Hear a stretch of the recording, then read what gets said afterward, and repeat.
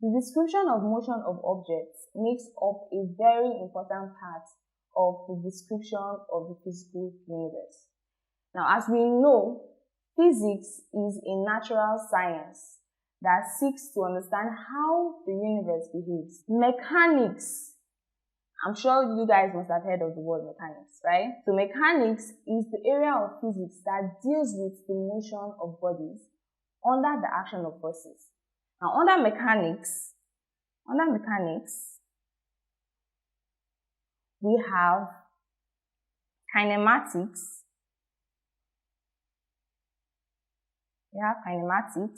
And we have dynamics.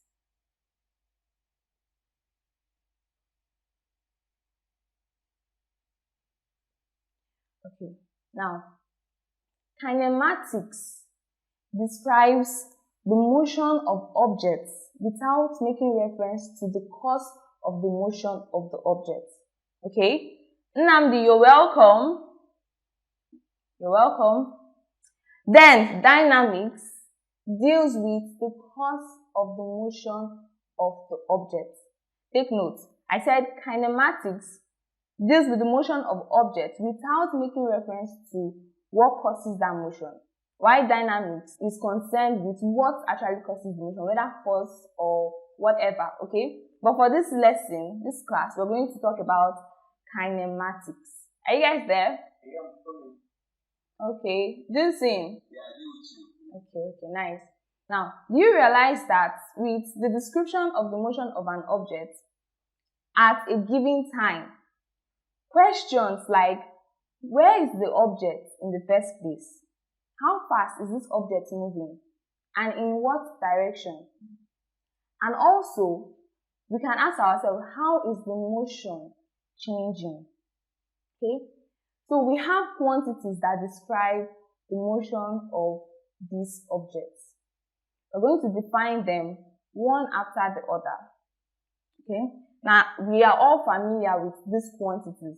I know we already know what they mean, but it is essential that we go through them again. Now, the first quantity we're going to look at is the average speed. So, we're going to look at the average speed. Hope I'm not too far. Alright. Okay, you're with me, right? Levinson, I've not heard his voice.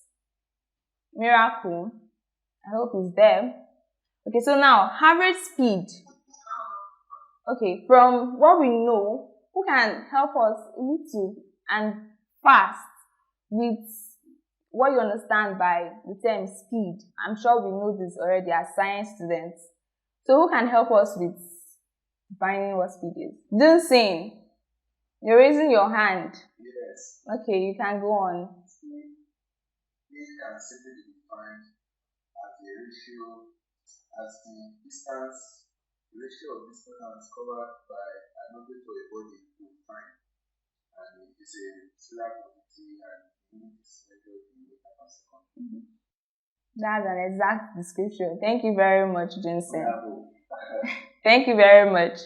Okay, so Jensen tried a lot, alright? Okay, average speed is the ratio of total distance traveled to the total time taken. Okay, so we can write it as average speed equals total distance over total time. Hope you guys are jotting down because we're going to start taking questions very soon. Hope you guys are following. Okay, now like Dusin said, speed, its unit is in meters per second. Okay, so we have what we call instantaneous speed. I'm trying to just brush this a little because I know we are familiar with it already. Okay, so we could go back to solving questions. Briggs, you are welcome to this class. But you came late. You're welcome. Okay, so instantaneous speed is the speed that is measured at a particular point of travel. So let's take that down. Instantaneous speed.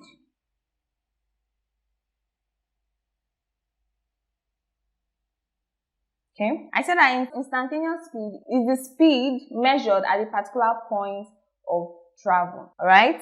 The next quantity that describes motion of an object is velocity. So who can help us with what velocity is? I want this to be an interactive class, so it doesn't feel like I'm just the only one talking and talking and talking. Nnamdi, can you help us?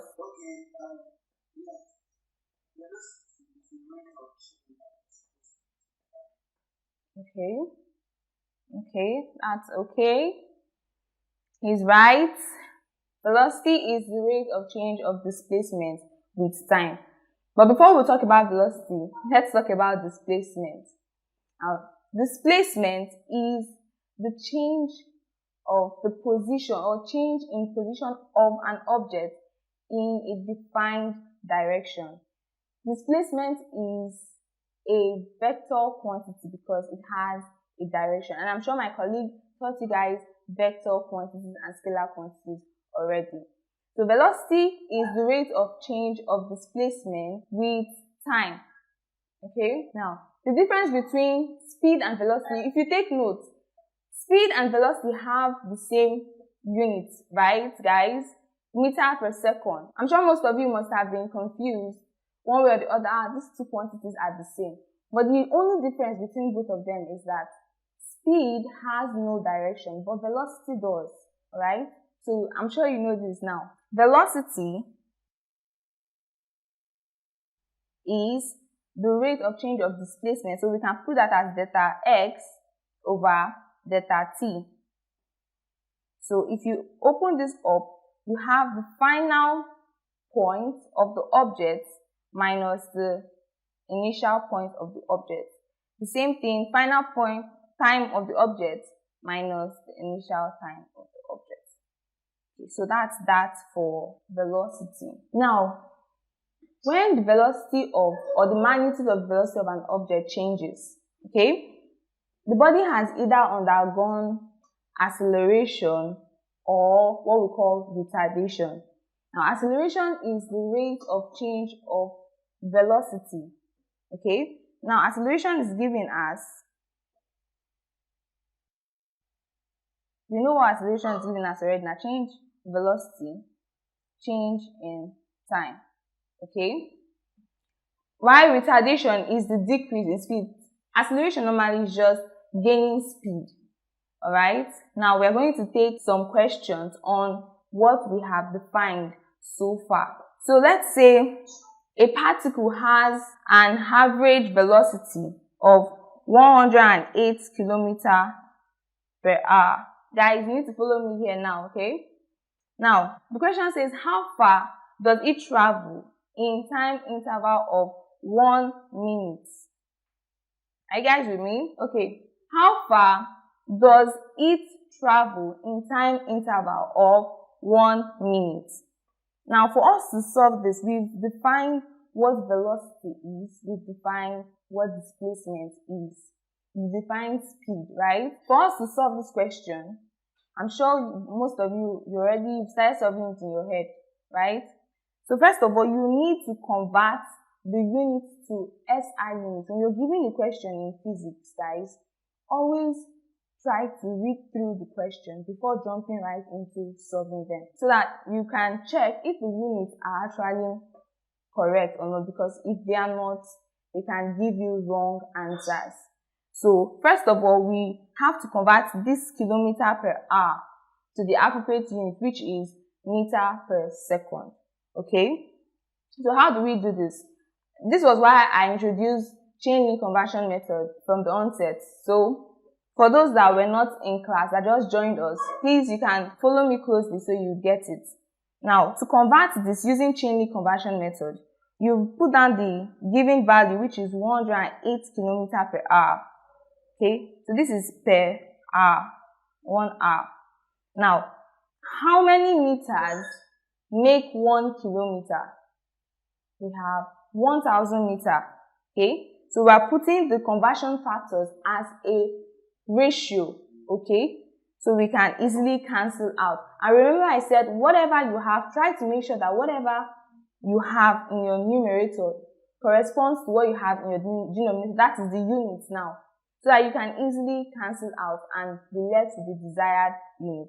So you have 1000 meters over 1 kilometer, right? Times how many seconds make 1 hour? Now, we put 1 hour up here divided by 3,600 seconds. Are you guys with me? Yeah. Okay. Alright. So, when you cancel out, you cancel this, then hour cancels hour, you'll be left with, you're seeing that, we can see that we're left with meter and second, right? So when you add them, when you multiply through, use your calculator, you get 30 meter per second. Am I correct, guys? Did anyone solve along with me? Yes. Okay. Is there any question? Okay, you didn't get the question? Yes. Okay, I said that a particle has an average velocity of 108 km per hour. Okay, now I said how far does it travel in time interval of 1 minute? Okay. So what we just did here basically is convert our average velocity, okay, to the desired unit. So the next thing is to convert 1 minute, that is the time interval that was given, to the appropriate unit, which is seconds. So we have 1 minute, alright, equals 60 seconds, right guys? Yeah, so now we've been able to get our average velocity as 30 meters per second and our time t as 60 seconds, right? So I think from here it will be easy to get how far the particle travels, right? So what we just need to do is to put in the value. Velocity is given as displacement over time, right? Over time. So what we are asked to find is how far, which is the distance measured, that is the displacement, okay? So we have velocity to be put in your values. We have 30 equal, let's say displacement is x here, over our time 60. So when you cross multiply, you have x equal 30 times 60. And the answer is 1,800 meters because distance is in meters. Right, guys? Yes. Hope you follow to this point. Okay, I'm just hearing Marvelous' voice. The other person here. Okay, so because of time, we're going to take one more question. Okay? Now, question 2 says, how long will it take a car with the average velocity? So the car has average velocity now to be 240 km per hour. Now, how long will it take this car to cover a displacement of 20, the displacement x is 20 km. So what we are asked to find here is the time t, right? Hope you're getting the question because you have to get the question in order to get the answer for the question, okay? Yes. Okay, so now, first of all, like I said before, we convert to the appropriate units. So doing this, we have 240 using chain link conversion method. You can solve as many, you can try and convert as many problems as you can to get used to this method, okay? Because you might come across it in exam and you can't just solve directly, you have to definitely convert to the appropriate unit. So kilometer per hour times, we know already 1,000 meters make 1 kilometer, right? Times 1 hour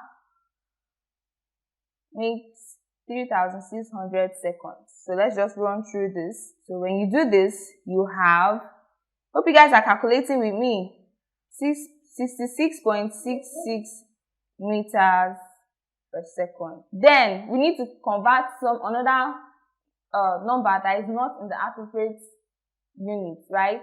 And that is displacement. It was given to us in kilometer, so we have to convert it. So 20 kilometer, the same thing, the same process. 1,000 meter makes 1 kilometer. So when you cancel out, you're left with the desired unit, which is meter. So you have 20,000 meter. I hope you have people calculating with me. Yeah. Okay. So you can take this home and try it out yourself. Please, you can put this down so that in the next class, you drop your answers to me. Okay? Then we can solve it together. Are you guys ready to take it down? Yes. Okay. So, a car. Hello. Yes, I can hear you. Is that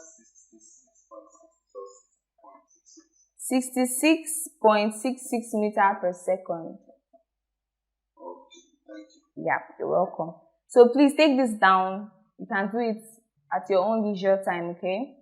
Now, a car travels with certain average velocity in half a minute, okay, and covers 900 meters. So we are asked to find the average velocity. As easy as that. Who got that? Should I take it again? Yeah. Okay. A car travels with a certain average velocity in half a minute and covers 900 meters. Find the average velocity. And that's that. Have you guys gotten that? Yes. Okay. So we still have a little bit of time on our side. Now we've been able to take a question on velocity, average velocity, displacement, and so on. Now sometimes you might have come across instantaneous velocity too. Remember I mentioned instantaneous speed, right? So for velocity, there is what they call instantaneous velocity. Let me put that down. Okay. Now, this is just the limit of what velocity means. It is just the limit of change in x over delta t, change in t. As t approaches 0, I'm going to explain what this means.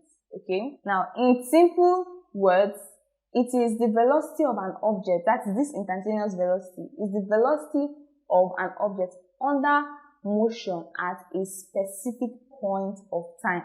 This is just what this explains. So we can write instantaneous velocity as lim change in t approaches 0 dx over dt. So that is that. You're going to see a question that warrants you to make use of this. We're going to take that now, okay? Now the magnitude of instantaneous velocity is called instantaneous speed. You know why? Well, this is because speed is a scalar quantity that has just magnitude, okay? So when the velocity of an object changes in both magnitude and direction, okay, like I said before, the body has undergone acceleration. I'm just recalling myself, okay? So let's take an example. If the displacement of a particle is given as x, we're taking an example under instantaneous velocity now, guys. So if it is given as s equals 10 t squared, this is how you solve questions like this under kinematics. So how do you find the instantaneous velocity at time t equal 1 second and t equal 2 seconds? Most times this is how the questions come. They'll give you the displacement in this format with respect to time, okay? Then ask you to find the instantaneous velocity at certain time. So the way you solve it, you just differentiate first. You guys know what differentiation is, right? The x over the t with respect to time t. So when you differentiate 10t raised to the power of 2, what do you get? Exactly, 20t. So you have 20t already. Now at time t equal 1, all you just need to do is put in 1 into t. Where you see t, you put in 1. Okay? So doing that, we have instantaneous velocity at time t equal 1 will give us 20 times 1. And this is equal 20 meters per second. Always remember to put your units, guys. I remember there was a time in school I got a lower grade because I forgot to include my units. So now at time t equal 2, you put in the same thing, you get your instantaneous velocity now. 20 times 2 gives you 40 meters per second. Okay, guys? And that's just it. That's just how you solve the question on instantaneous velocity. If probably you were now asked, okay, with these velocities, get the displacement, all you just need to do is put in your values and into your formula for velocity, and that's it. You've gotten your displacement. Okay, did anybody get me? Any question? Was that understood? Yes. Okay, so for acceleration is the second derivative of displacement with respect to time. Okay, we already defined what acceleration is, and I'm sure we all know the basic definition of acceleration, which is change in velocity with time. So we can write acceleration as a equals dv over dt, right? So when I say acceleration is the second derivative of displacement, we can easily write that as a, which is dv over dt, where you see v, dx over dt, right? Remember, velocity is displacement over time, right? So this is over dt. I hope someone is following. Yes. Okay, now you can put this down to avoid plenty confusion. So we have d over dx over dt divided by this dt here. I want to show you how acceleration is the second derivative of displacement. So using the inverse law, d dx over dt, this is over 1, invisible 1. So this comes up 1 over dt. Now when you multiply across, you get a equal d square x over dt square. So we can see that acceleration is indeed the second derivative of displacement. Now let's take a quick question before we run out of time. Now we are asked to find the average acceleration of a lorry which accelerates from 0 kilometer per hour to 180 kilometer per hour in 10 seconds.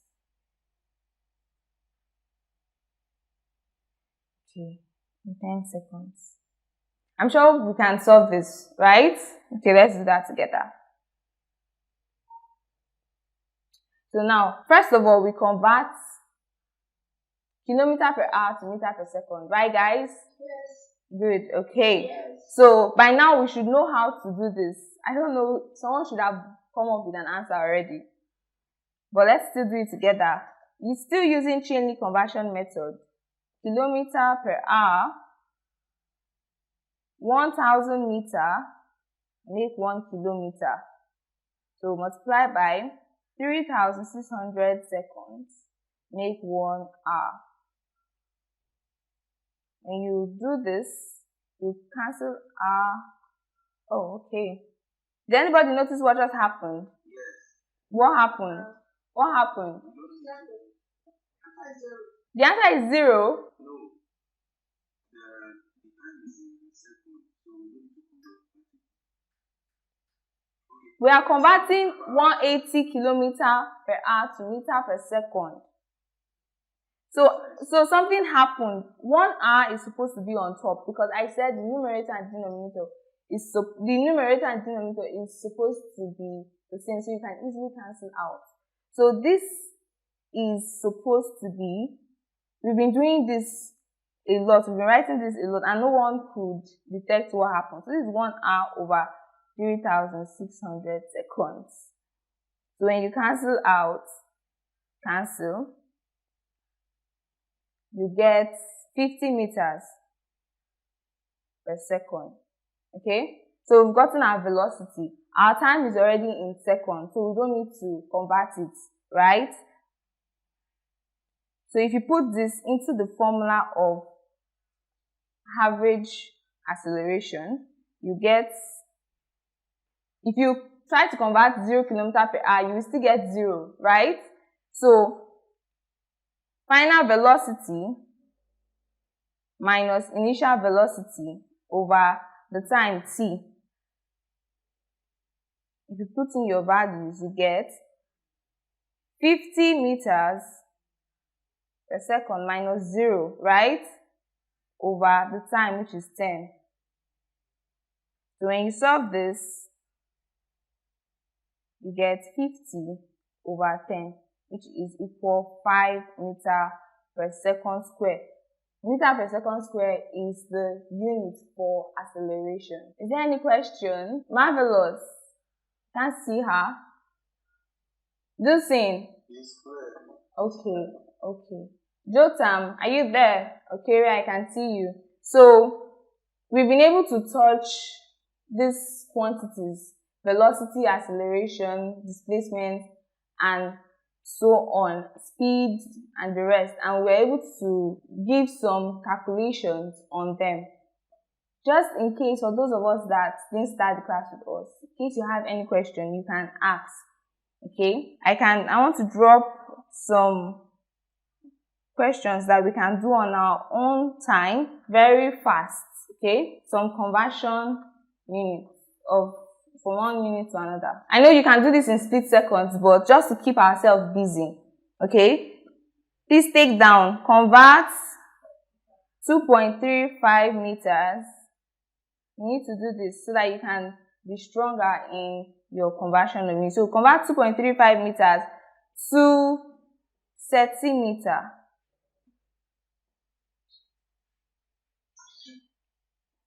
Then you can also convert 2.0 meters to inches. So then lastly, convert 3.25 kilograms to grams. I know this is very easy, right? So you shouldn't give me any wrong answer. Just try your best.